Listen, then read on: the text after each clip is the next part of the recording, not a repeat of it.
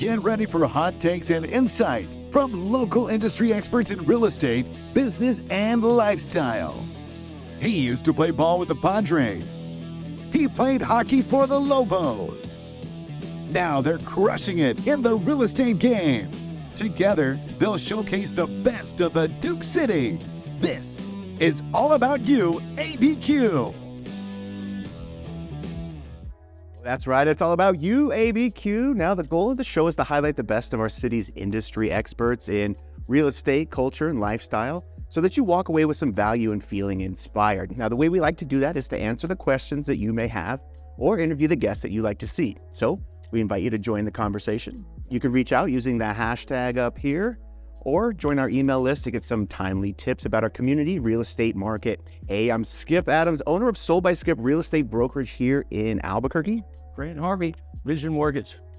And you probably remember Grant as the head coach of the University of New Mexico Lobos hockey team, but now he's absolutely crushing it in the mortgage space. And you've seen Skip on HGTV's House Hunters, and he's top of the 1% producing real estate in the country. In the world. Yeah. The entire world. Great show today. Here's why you're going to want to stay tuned. Local business owner Scott Creagan, who also has, ties to the Lobos. Yeah, a former UNM football player, big supporter of the Lobos, alumni. Fascinating story. Yeah. And personal friend, really love the guy. Yeah, seems like a good guy. We're excited to meet him in the second part of the show, but stay tuned. Grant's going to jump into the Mortgage Minute, and then, let's everybody get loose. Stay to the end of the show where we get into Skip's Tips. Grant, tell me a little bit about your weekend, dude. What have you been up to? I saw the Lobo game. Disappointing loss. Got close. I mean, the pit was alive, booming like it used to. Let's talk about why that's important, because University of New Mexico men's Lobo basketball program. Now, I grew up going to the pit. If you're not familiar with the pit, it's one of the best venues in college. It's a literal pit. They dug into the ground. It's a pit. My dad went for the university when they were doing that. So growing up, the Lobos were always fairly good, really good, and then they've, all of a sudden they've had this massive resurgence back onto the national stage. Yeah, so they were sold out for the first time in many seasons. So this was big, and to prove that we could do it, they had a disappointing loss. They came back, and actually in the subsequent game they won. So I feel like the pit's back on fire, but I think the Lobo basketball team's got to do their part and win and keep this resurgence going. Well, I think once you breathe life into the basketball team, it trickles down into the hockey team, the tennis teams, the baseball teams. You start to get that feel that New Mexico's back on the map in college sports. But talk a little bit about your addiction to cotton candy, because I noticed that was the game that they lost, was when you showed up eating cotton. Let me tell you something. I eat cotton candy every single game, and now it's become kind of a Twitter phenomenon. So the pit likes to ask, like, "Hey, coach, you eating cotton candy?" So every game I'm there, I will go drop some cotton candy in my mouth and just do it for the fans. And it appeared on the big screen. It's funny. It's become a thing now. So, but let me tell you, the pit cotton candy is the best cotton candy I've ever had, and I'm not ashamed to say it. Or about my Pomeranians. There's a few things that go cotton candy, Pomeranians. So. I love the pit experience. Switching gears, I know you're a big skater. I know that as we're into the winter months now, it's absolutely freezing outside, but your hair just has this perpetual blown back. Yeah, that's actually from just rollerblading at such high speeds that it has no choice. So I went to the Bosque and I did a good maybe 20 mile, God, I'm probably exaggerating. It's probably like 11 miles. Let's say 20. I went for a pretty hard sprint up and down the Bosque Trail. Now, when you say sprint, you mean you're in running shoes? No, I'm in my rollerblades. I'm rollerblading as fast as I can up and down the trail. And I actually, periodically, I see coyotes. And they kind of check it out, and they're jealous of how fast I'm going. And if they could, they would tell me that. But they can't catch up with me to kill me. So, yeah, that was me, the frostbitten rollerblade guy. Well, yeah, so one of the benefits of living in Albuquerque is that we do have plenty of outdoor space, which includes a nice bike trail that runs all along the Rio Grande River, known as the Bosque Trail. Yeah.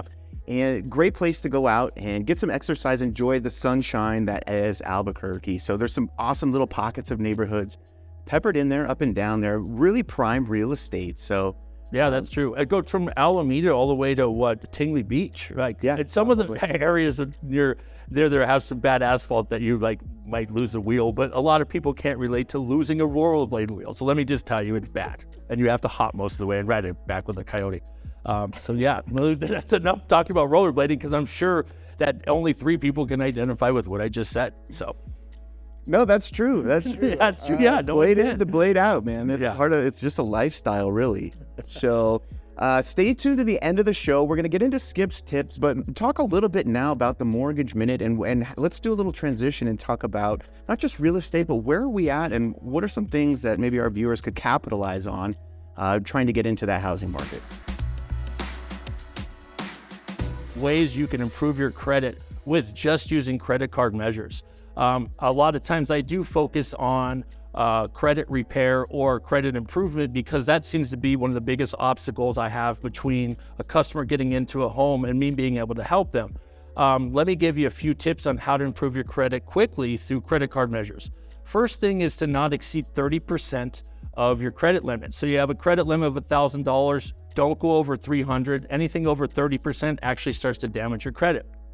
Another one that I advocate for people is try to be an added signer onto someone's credit card that has a good credit history.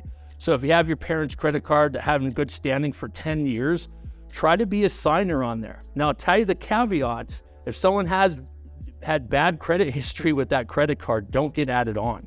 My last tip for you is to not close credit lines that you're not using unless the creditor makes you.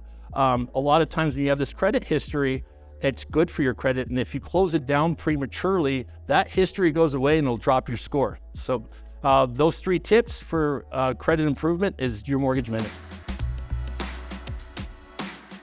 Hey, that's great, Grant. We appreciate that. So coming up in the next segment, we're going to meet Scott Creagan, and we're going to talk a little bit about these custom Lobo sweaters for the hockey team, and just a backstory about small business here in town. So stay tuned to the next segment. This is all about you, ABQ.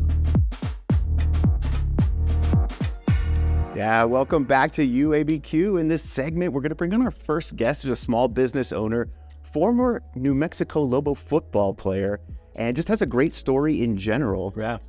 Scott Creagan here with us today, and a football player, a big reason why the Lobo hockey team has had such success, and a big backer of the program. So this was the first time the Lobo hockey team was able to actually be called the Lobos. We were the Ice Wolves for the longest time. We had a burgundy and white jersey, and so when we were able to adopt the official Lobo name, we and this is before I met Scott, but Scott had made us jerseys. And then I met him later, but this is what they look like, and they're some of the best jerseys in college hockey. So I'm super proud. It's high quality, but when you say that Scott made these jerseys for you, like in his basement? Yeah. So Scott has a printing, design, apparel company, and he got these farmed out to actually Athletic Knit in Canada, an exclusive contract that only he has. And so, yeah, these things, let me tell you, I've bled in them. People tried to fight me in them. I've had it for 4 years. These things are bulletproof. Actually, I think cops should wear these. So they're something else. I don't know if they're made out of Kevlar, but you know, I couldn't be killed in one of these. So. Enough about the sweater. Scott, welcome to the show, man. Pleasure having you on here. Dude, first of all, great to meet you. Great backstory. And what I love about it is, you know, similar to a lot of people now, you're a transplant to Albuquerque from California. Talk a little bit about your backstory. Well, in 1988, I took a recruiting trip here. I had no idea about Albuquerque. I just wanted to play college football. And a guy named Marvin Lewis, who was the head Bengals coach for 19 years, who just retired a couple years ago, wanted me to come here and play linebacker. And I had some other offers. People said, why don't you go to Nevada or, you know, Fresno, some of my other offers. And they said I was going to play here right away. So I showed up in 1988 and played for 5 years here and made a go at it. Never made the NFL, so instead buckled down and started my business. So let me ask you, when you first got, as a California kid, you get into New Mexico or Albuquerque, what did your young eyes see? What is it that you know? Well, back then, this is a while ago, that was when you used to have to get off the airplane and walk down on the tarmac. Okay. And I remember calling my dad that night, and I was like, Dad, they don't even have like you don't walk through the thing. We had to walk out on on the runway to get to the thing. But I don't know, you come here and, of course you notice the mountains and, the culture and the people and the university's beautiful. I probably couldn't, my parents probably couldn't afford to send me to a 4-year university at the time. So I signed a scholarship here and I got my education paid for. And, and then the rest of the story is just doing the grind every day and getting into the real world. But it's a great place. I've raised my family here. I started my business here, and people always ask me, like, why don't you move back? I mean, I grew up in Orange County, where this is like one of the greatest places, including San Diego, one of the greatest places in the country, and I wouldn't move back there if you paid me. Okay.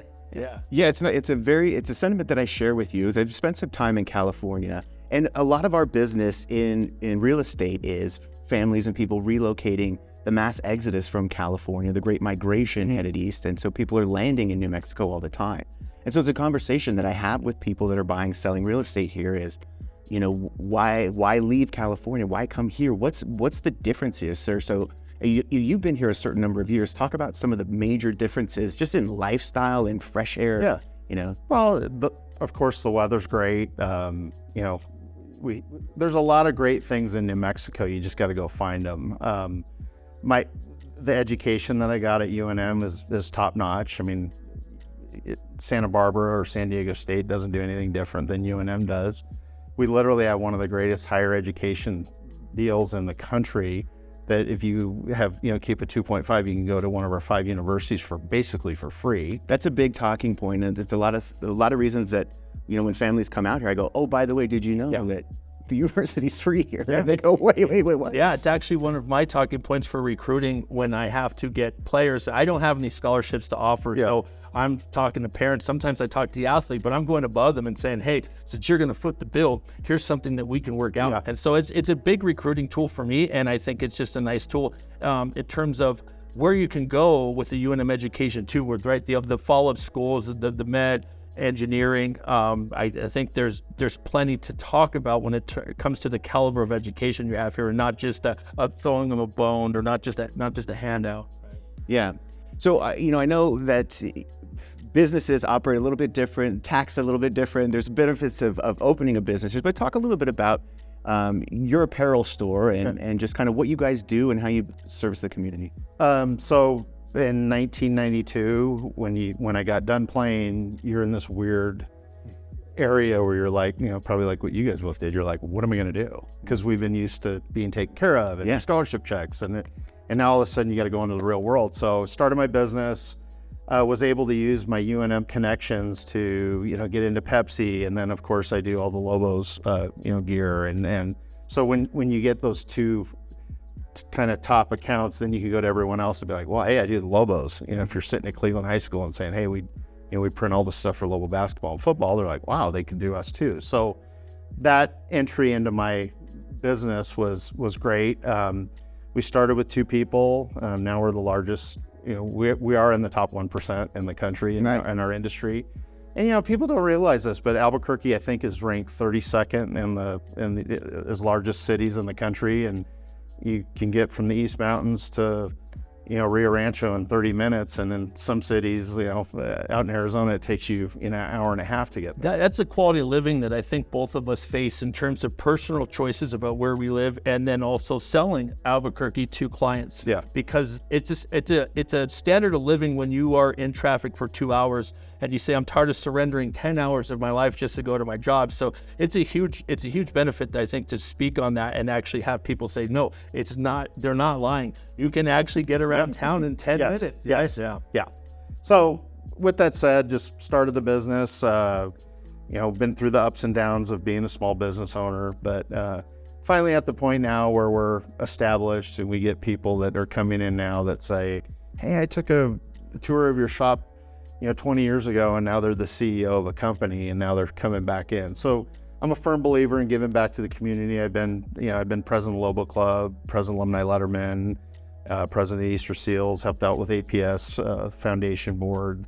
So I've tried to stay involved, just because it's good to get out and kind of promote what we're doing through networking and supporting local charities. Talk about being an alumni from the University of New Mexico. I mean, playing football at New Mexico, I mean, that's a big deal. A lot of people don't realize that it's a very nice stadium. We do get a decent turnout, and the tailgating's always an adventure for sure. They don't have to see it in that far, luckily. Yeah. But well, it's helped out. Like I said, if I would have gone back to Southern California, I'd be a 6'4" big guy, just a regular guy out there dealing with the rat race out there. And I still walk around now and people say, "Oh, Scott, you played football at UNM." So that connection while you're staying here will still stay with you. Like, he was hockey, you're baseball. Let me tell you, let me give credit to Scott. Scott's such a nice guy.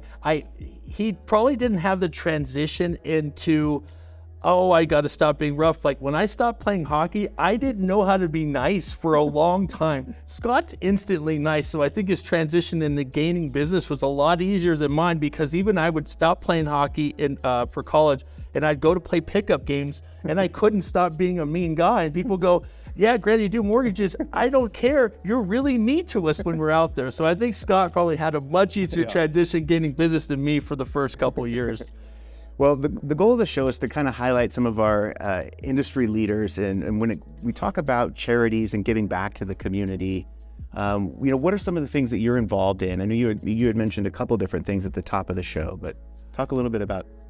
Well, I've been a youth basketball coach, soccer coach. I mean, I got some great advice when my kids were young, because I was doing all this stuff out in the community and fundraising. I did the FCA golf tournament. I did APS Golf Foundation. We did that. I was Easter Seals. I was doing all these things, and someone that was older than me said, "Hey, make sure you do your stuff with your kids." So what I did right then, I said, "Wow, you're right." So then I didn't play soccer, and I was a soccer coach, and then I played baseball, but I did baseball coaching, and then I was AAU basketball coaching. So I've done a lot of coaching and nonprofit stuff in town. One thing that was near and dear to me was I've paid my scholarship back to UNM 20 times over. And I try telling ex-players, whether it's football or basketball or hockey or whoever it is, that I came here, had no business coming here. I think I made $1,000 that summer, and that's what I had in my checking account, and that's what I came with. And now I can go and tell people now, like, I've hired over 100 student athletes over the years that have worked for me, and I've tried to transition them. And I've had guys that you wouldn't even know about. And I had Glover Quinn, who led the NFL in interceptions in 2014. So I've tried to give back that way, trying to give back to the thing that gave back to me, or gave to me, that got me out here. So What I like about Scott so much is his message is sent through endeavors you see on Facebook, and not him saying, "Hey, you guys, you need to give back." I think his actions have paved way for former players to go and maybe adhere to the program you've done and the road you paved. I think it's impressive when the actions speak for themselves. And because I didn't know a lot of this about you, as much as you and I have talked, I'm learning 1/20th of all the endeavors you did. It's incredible when someone lets it speak for themselves. So I think out of everyone I've met and had on the show, I think that I'm happy that you're getting it out there, because even I don't know this stuff about you. Yeah. Let's talk about the New Mexico Amigos. I was fascinated when we talked earlier about this too. Great organization. The New Mexico Amigos were started, I hope I say this right, in 1862. Our governor put together a small group of business leaders, and they wanted, New Mexico, and I still talk to people in New York when I'm doing business, and they're like, "Do you have to have a passport to get there?" I'm like, "Did you not graduate from, 7th grade geography?" I mean, it's crazy. But anyway, the governor back then put this group together to go out and kind of promote our state. And we're the only state in the whole United States that has this group. And every year we go take a Goodwill Ambassador trip. Usually the governor comes, Mayor Keller came last year. And like this last trip we just did, we went to Louisville and we got to go see their stadium, their soccer stadium. Peter Trevisani is an amigo as well. He was there.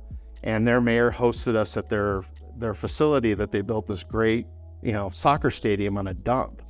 And then they have all these practice fields that they have kids that can go play practice. And so we got to see that. We went to Jim Beam and saw how they do all the distilling. We got to distill our own bourbon. And, it was cool to kind of see, because I'm in the production business, how, all these bottles come through and how they put them all together and then they package them up and how they sell them. And so we got to do that. That was the first part of the trip. Then we went to Dallas and saw BNSF, which we have two, the trains. So we have two main train hubs here.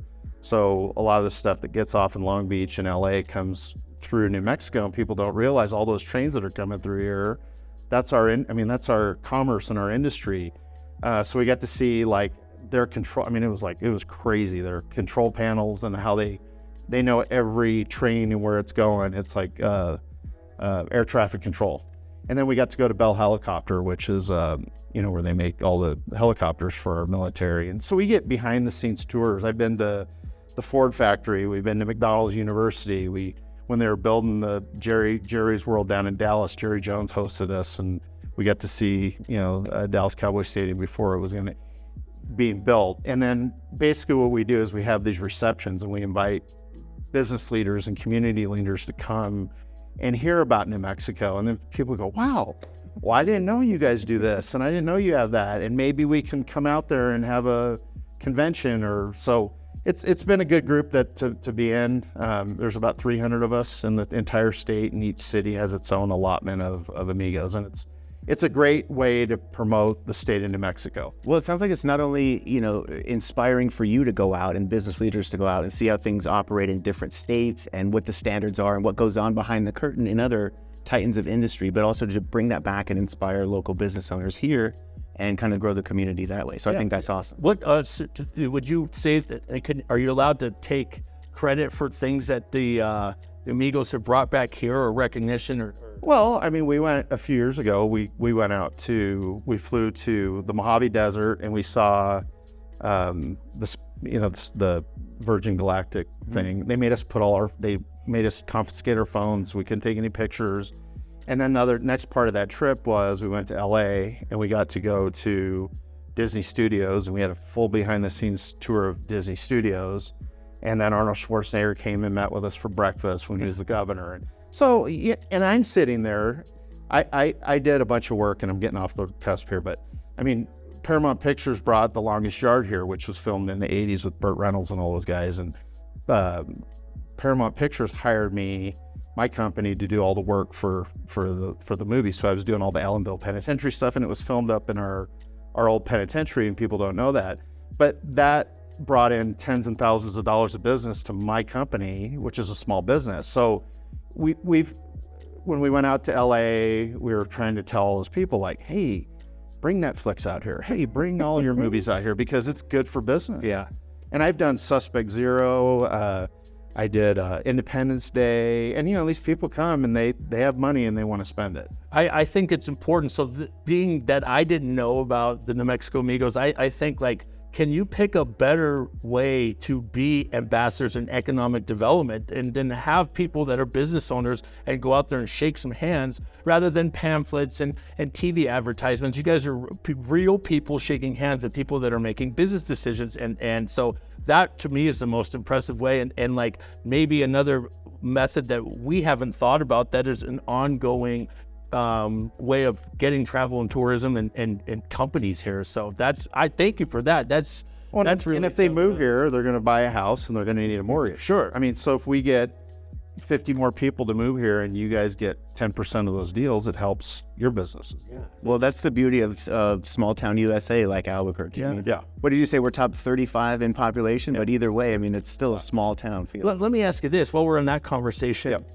What does it take? I'm sure a lot of people are wondering this. How do we get a pro team? Baseball, basketball, what is it that you think we're lacking or we can do to get there? Well, a lot of money.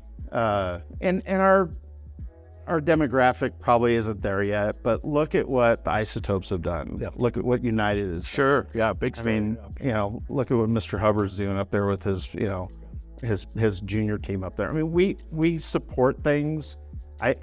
We really got to get behind UNM, and I know you guys were talking about that. And Danny Gonzalez is a good friend of mine, and I'm a football guy, and I support football. But you could see I talked to the finance guy the other night from UNM, and I said, hey, how was that game the other night? When you have 15,000 people there, parking goes up, concessions go Popcorn up, sales, yeah. Candy goes up. cotton candy that ran out of it because Grant was there. So all those things are like really important. And then I was going to talk about the New Mexico Bowl too, but all these things that we could bring to our state are good because when people come here, I had a friend come here this summer and I didn't say anything to him. I took him golfing one day. The next day we went up to Santa Fe and had breakfast, and we were driving back down from Santa Fe. And he goes, this place is awesome. He goes, I'm going to bring my wife out here. And he literally called me last week. He goes, hey, we're coming out. Oh, that's great. And so like, if you could just show people or tell people like, hey, here's what we have to offer, people will come. Okay, well, let's get to the New Mexico. Okay. I think that's important. I think the New Mexico Bowl is kind of our hidden treasure. Yeah. How many people are in attendance when we have the New Mexico Bowl? So this year we had 25,000. That's huge. We were on national TV. We were on ABC. We were the only, ESPN owns ABC as well. So we were the only college football game in the country going on at that time. And it wasn't on ESPN. It was on ABC. It was a good game too. It was a great game. Yeah. It came down to the end, SMU versus BYU. I've been a board member since day one. We have a community group that is involved, and they're from all over the state. Jeff Symbieta, who has a talk show in the morning, he's also the executive director and a good friend of mine. And my little small business that does all the shirts and apparel and stuff, and then stuff for the teams, it's a huge economic impact. On the day of the game, I have to hire 20 people to work, and that money is, so basically everyone from BYU, from Provo came into town. People came from Dallas. I was on the elevator going up at one of the hotels, and this family was there from SMU, and they had their SMU stuff, and they were holding an Il Vicino box.